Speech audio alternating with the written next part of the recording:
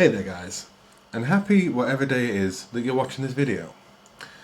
So today's coffee is going to be an interesting one, in the fact that my brother bought it for me about 3 months ago, and we only really got together about 2 weeks ago so that he could give me the coffee for me to drink. But I've got high hopes, because I'm a big fan of Manhattan roasters. Although, funnily enough, as I said before, I'm not a huge fan of fermented coffees. So this will be an interesting drink. But we'll get to that, and we can hear the thoughts and hear me just talk about it for the next 10 minutes or so. So kick back, relax, get yourselves a coffee, and welcome to Today I Brewed.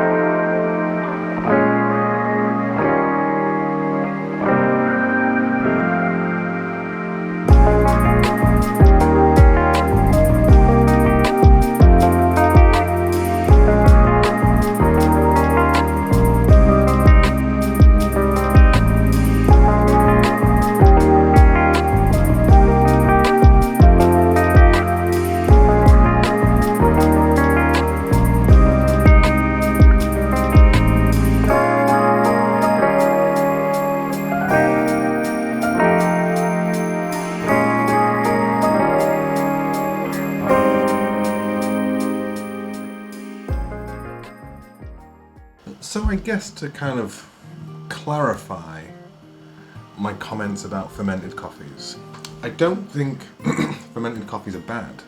I think there are some good ones out there. I am just not really a huge fan of them. I tend to find that they taste like ferment, but that's probably because my palate isn't really good enough to pick out the subtleties in the flavour that I'm kind of looking for that are on the bag. Doesn't necessarily mean, as I've said, the coffees are bad. It's just I can't really tell the difference. So this will be interesting, and I guess I'm going to try to be as balanced as I can, because I know the quality that comes out of Manhattan coffees, and fermented coffees are just a preference that I'm not particularly a fan of. So let's get into it. So the coffee itself it's a Colombian. And it's a natural processed coffee. But interestingly enough, it's fermented in a controlled environment for about 15 hours. And then it's moved to a dehumidifier for a further 72 hours before the actual processing and hulling begins. So there's quite a good fermentation process there, which is, bringing out those extra flavours that make the coffee a better coffee. It's grown at an altitude of about 1800 meters above sea level, and it comes from the producers at Café Granja La Esperanza. Points again for me butchering the pronunciation of foreign words. But it comes from the farm Finca Potosi, and it's got quite an interesting story.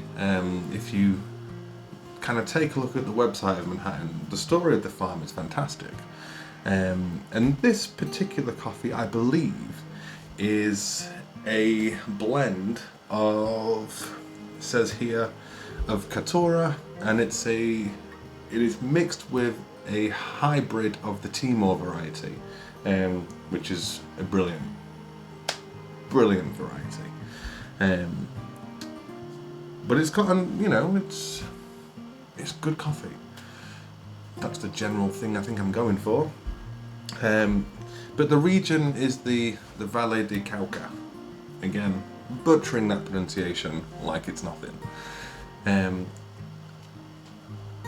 But I can tell, just from kind of the smell of it, that the extra fermentation is there. And I have drank this coffee throughout the week, although I think today is the one where I think I've nailed it. So let's talk about it. Let's kind of go through the process and see how it ends up in this lovely V60. So when on the grinding, like I said, throughout the week it was okay. But I think today is the day that I really kind of got the aromas that I was looking for. So the kind of flavour notes on the back are red apple, bubblegum, and grape.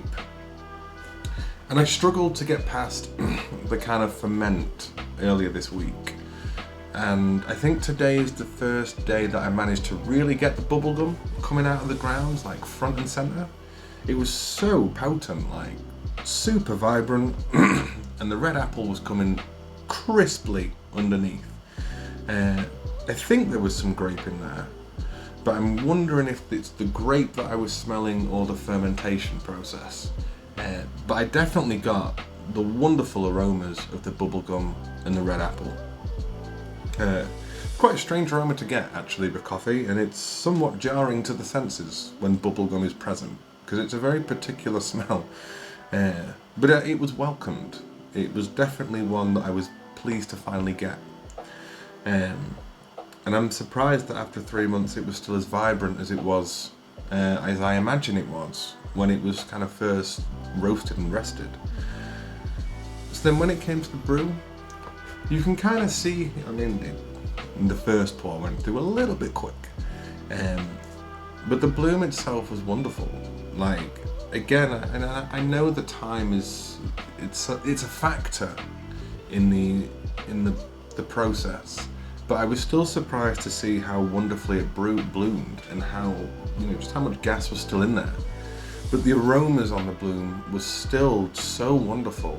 I think there was more red apple than there was anything else. The bubblegum was still nicely there. But I think I got the grape. I'm gonna say that I did, because I have to, right? But it was good. And as you can see, it just bloomed like a dream. So sexy. And you know me, I love a good bloom, and I could talk about it all day. So here we are in the cup, and it's looking good.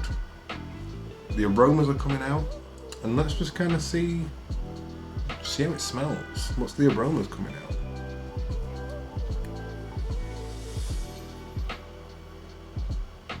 So there's definitely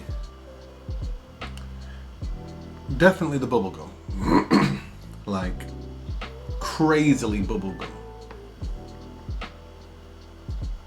With that red apple coming nicely underneath. The acidity there is wonderful, like of that apple, and the bubblegum really brings a sweetness to that aroma. And then I think I can just get the grape. But really, I think if I'm honest, what I'm kind of getting the most is the aroma of the fermentation, and I can get the aroma notes. But I think, again, I often feel that when I have these, I'm just overpowered by ferment, and I feel like I'm searching for the aromas kind of underneath that. But it's smelling good. It is smelling good. So let's give it a taste.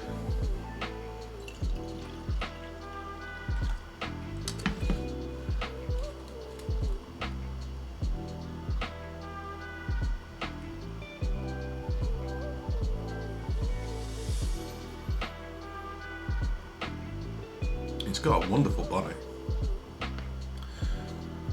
That is like drinking quality caramel.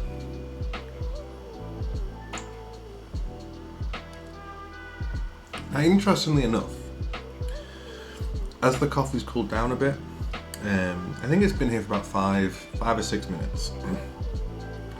The ferment in the taste is actually going a little bit, which for me makes this a bit more palatable. Bubblegum is the first thing I'm tasting. It's so sweet, like just so like rounded in terms of that sweetness. Kind of reminds me of, I don't know if you've ever had Bubbaloo, but it reminds me of that type of bubblegum sweetness.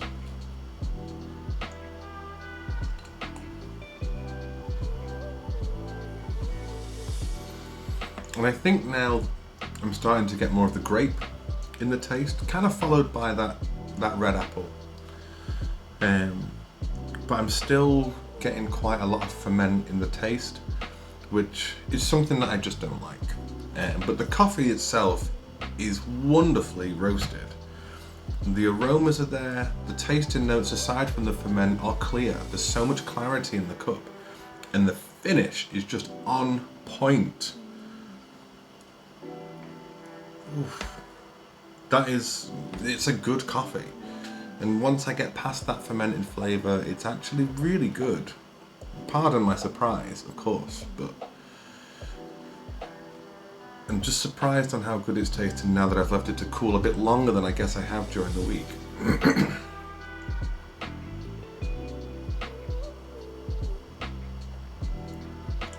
Yeah, you know what? I'm actually pretty pleased with that. And as I said, now that the ferment is going, that is wonderful. The finish is so clean. Great cup. And I guess I'll be happy there, actually.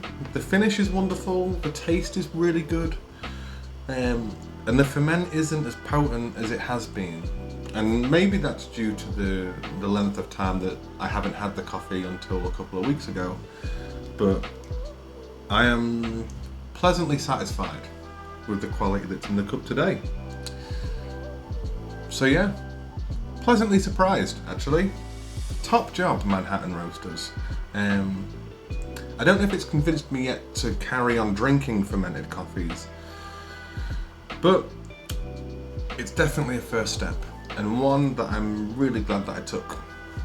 But I think generally the ferment is still there, but it's definitely better than I've had before. So yeah, there we go.